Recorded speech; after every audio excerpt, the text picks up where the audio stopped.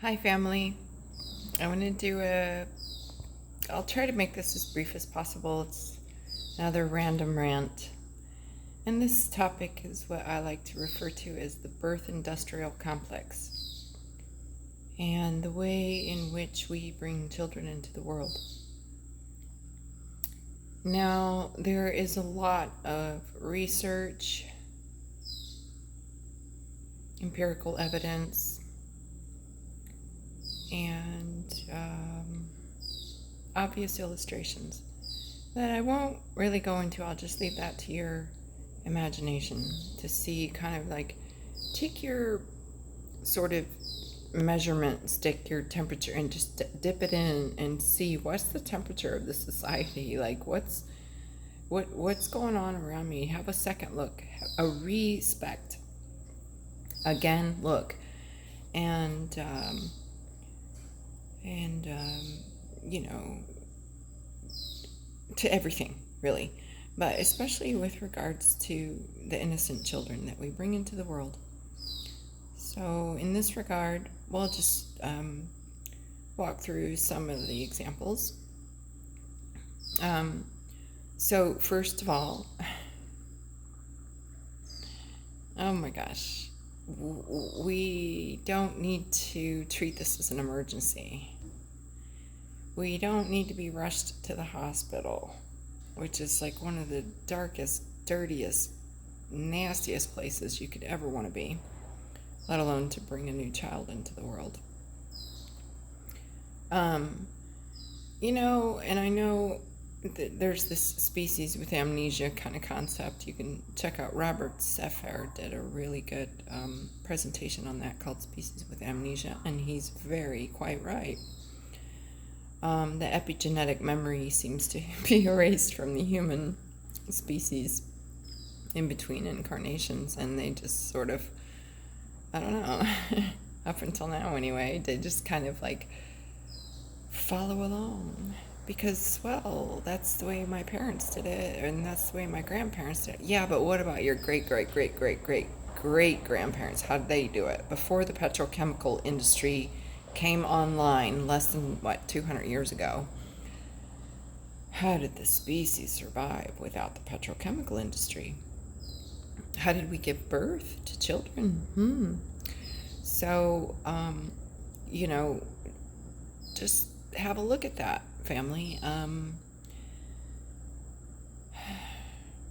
Well, first of all, there's the prenatal invasiveness of the frequencies that are projected into the abdomen of the mother to check the status of development or determine the sex or whatever the case is. But these sonograms, like, has anybody ever questioned what frequency these sonograms operate on? And has anybody ever considered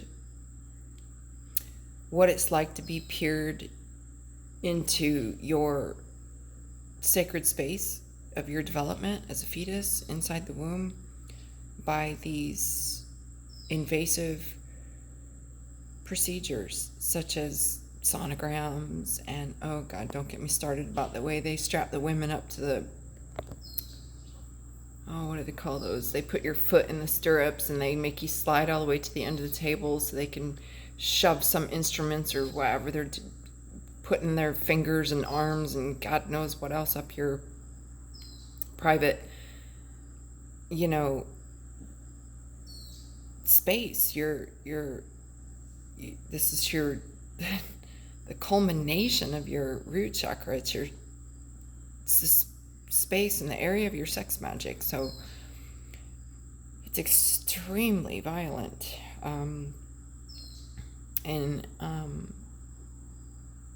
So there's all that prenatal stuff going on, right? And then if you do rush to the hospital because it's such an emergency, I don't even know why the water has to break, but we'll just leave that for another discussion.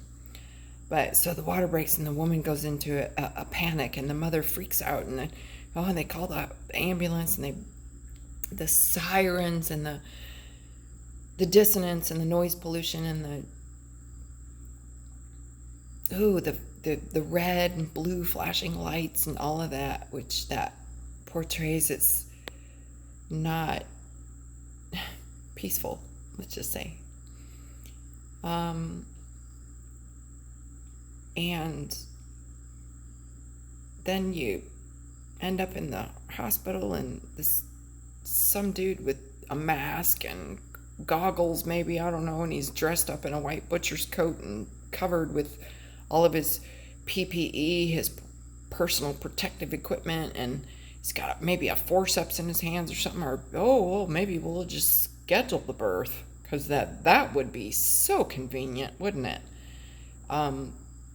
And just slice open the stomach, the abdomen of the woman, and take the baby out before he or she has, because when we make our decisions about this process of reincarnation, we choose a specific date and time and location and everything under the stars to be able to fall into the alignment of that which we choose in our cosmic midnight hour, right? So interrupting that whole process and then perhaps I can only fathom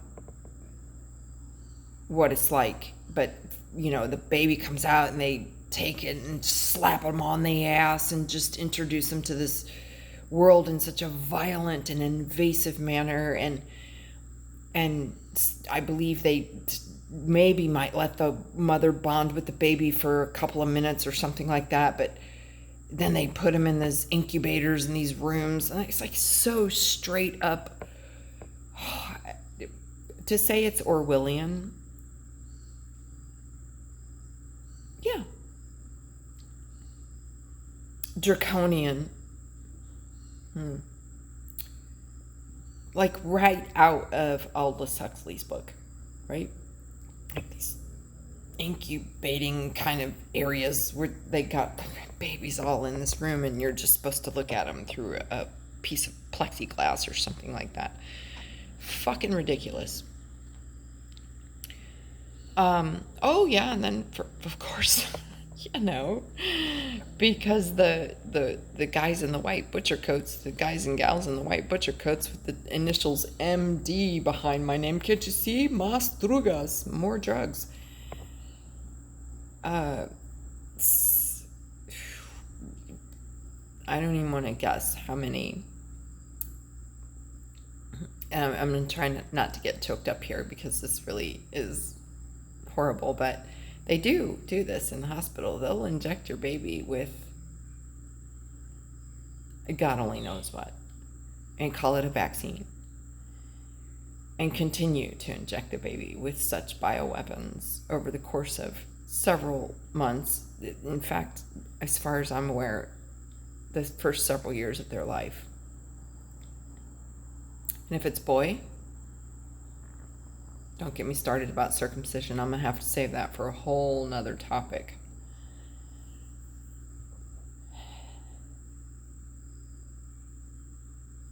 If this is the way we bring our kids into the world, what kind of a world are we creating? Anyway, I'm going to give a huge shout out to all the beautiful women and men as well who are taking up the mantle to address this issue of the birth industrial complex. And a couple of shout outs I want to give for sure is my beautiful friend Luz Herrera. And she's actually working on a documentary at this moment called Revolutionary Motherhood. I would actually call it evolutionary motherhood, but in reality it is a revolution, because we're revolving in this circle of time and coming back to that which is true, and turning our backs on that which is not true. So Luz and her documentary, please do check the show notes, because I'm going to include a link for her project there, and please, if and when you can lend your support to her, in any regard, whether that's, little donations to the GoFundMe site, or maybe you have some like documentary development production skills or video editing or whatever research kind of stuff, reach out to Luz. And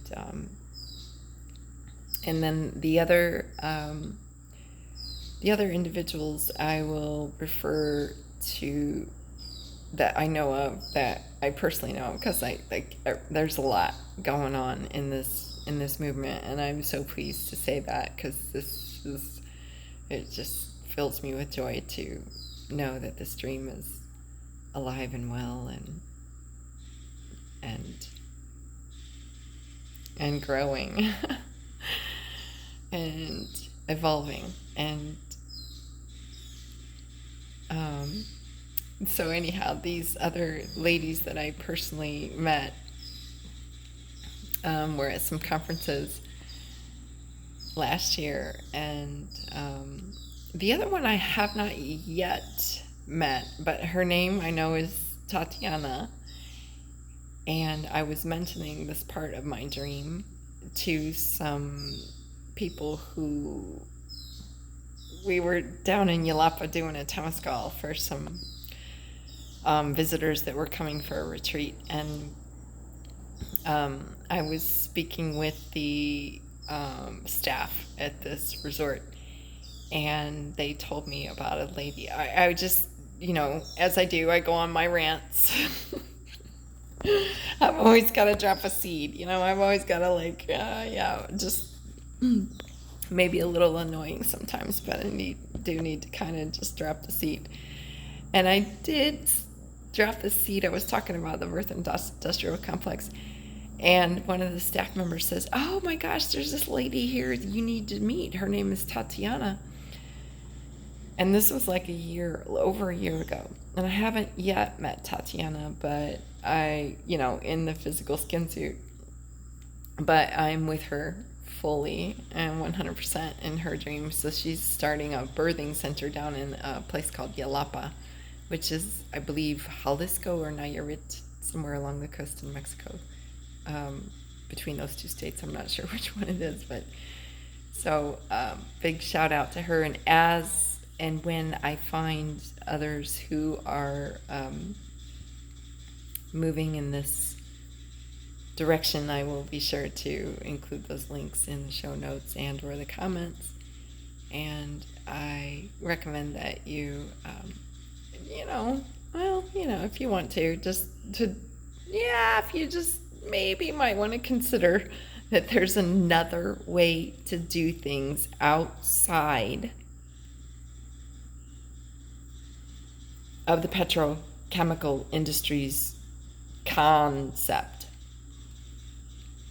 of healthcare, and especially as that pertains to the innocent children who are waiting to be born into a world that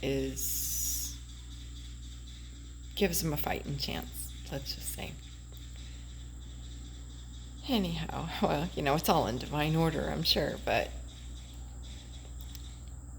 that's just my 2 cents on the birth industrial complex. So, please be sure to check the show notes for Luz Herrera's documentary. And if you click on the link, I think you can find a trailer. And if it doesn't move you to, I don't know, tears of joy or some sort of emotion, or stir something in your heart, I would be really amazed. But this is definitely a topic that we need to address as a species.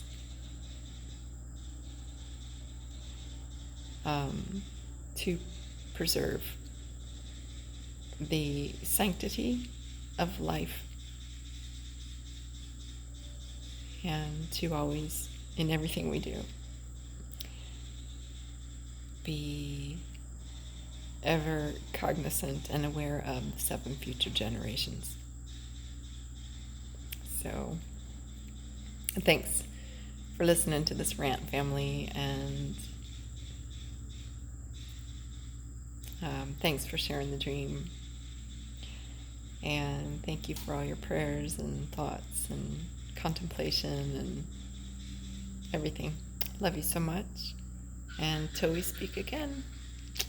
Florcito had to say goodnight. Until we speak again. Ciao for now. Bye-bye.